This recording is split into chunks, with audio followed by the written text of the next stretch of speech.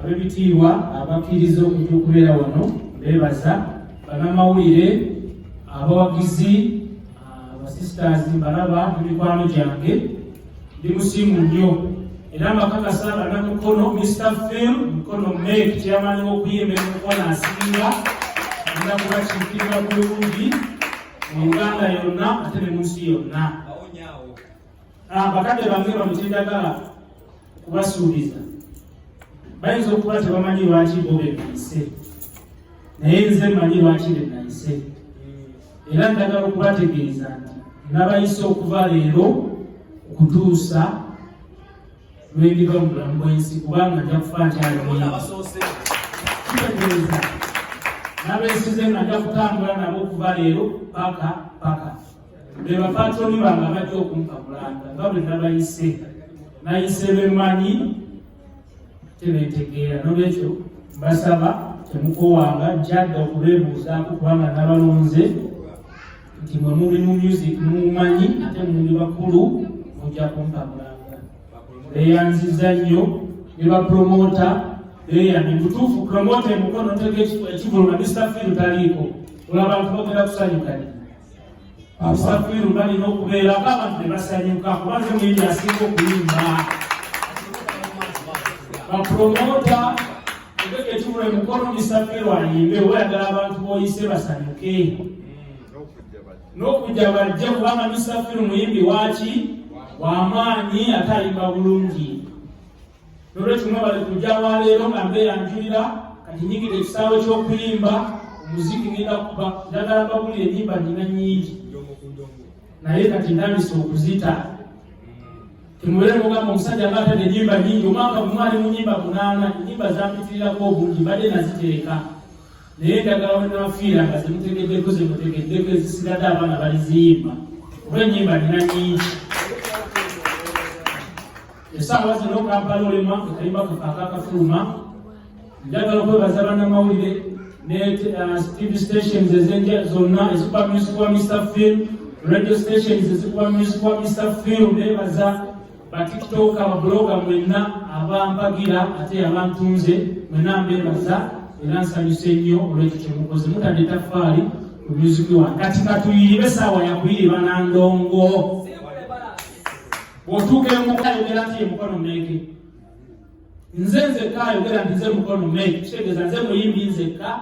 ali proud okutunda ekitundu kyange ekyemukono nolwekyo bannamawulire nze Mukono Meg nzekka bweku bwomu temubuusabuusa mumbuuza nti ate gundi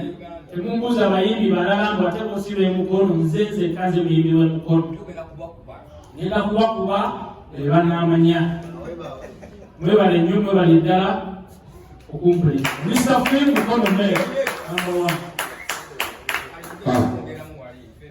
1 ekitole ky'okuyimba era ne mu buto nayiyayiyangwe ebiyimba by'abatonde ng'amanyi ndabika nina ekitole ky'okuyimba ng'oyiyayiya ebintu naye masomero nna gye nsomedde Mukono High ng'ekyambo University wonna mbadde nga nnyimba era nga neetaba mu by'okuyimba nolwekyo okuyimba okusooka kwa luna kitole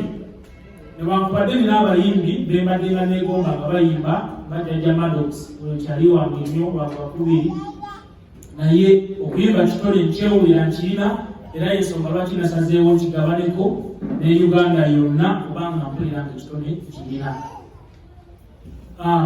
as of now mbuuza lwaki wano tewaliwo bayimbi ono muyimbi gwe gwolabanga music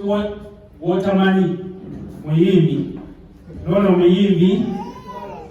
kati simanyi lwaki oyagala muyimbi kikoyagala okumanya oyo gwotalabangako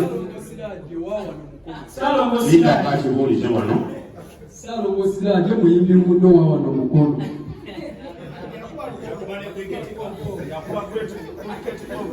manya bamawulire muli bantu bazibu nnyo mubaako ebintu bye mwagala okola ki okuwulira ngambe nti Mr. Phil yagambe Salongo Siraje kino kiri omuyimbi Mukono kugambye ndi atya ndi omu bw'oba omanyi Salongo Siraje nze kugambye ndi omu nolwekyo ebyo omulabi owano anti omulabi owano okufunza abayimbi b'emukono mwerwana abayimbi b'emikono tetwerwana nzenze ko omuyimbi era nze ndi wano kino ekintu kyalangiddwa nga tuna press conference ya Mr. Phil wabadde olaba abayimbi nga bajja wano kukola ki okugamba nti siyo yasinga naye buli omu yasigadde gyali ng'atidde omuliro gwa Mr. Phil kitegeeza nze muyimbi nzekka okuyimba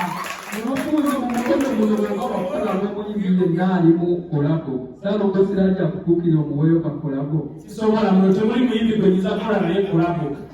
sisobola kukola naye kolabo wenabanzikola emikono osobola okukola ne bannamukono abayimbi naye sinalabayo naye bwe naaba mulabye nja kukola naye ki kolabo naye essaawa yaleero sisobola kukola nasaamusirage kolabo abakulu b'otudde nabo kupanu nabo bayimbi ate nabo bagamba be basinga kati olwana otya abantu b'otudde nabo bano bakugambe beeyimbira byabwe amuyambeko abooluganda mbabulidde ensonga enkulu ekisuula omuyimbi ye mwaba bamutambise kati ebibuuzo bye mubuuza mwagala twogere ku Pawulo kaffe mwagala tule banzulukwananja ono akugambe olwaleero lugwe genda n'owuulo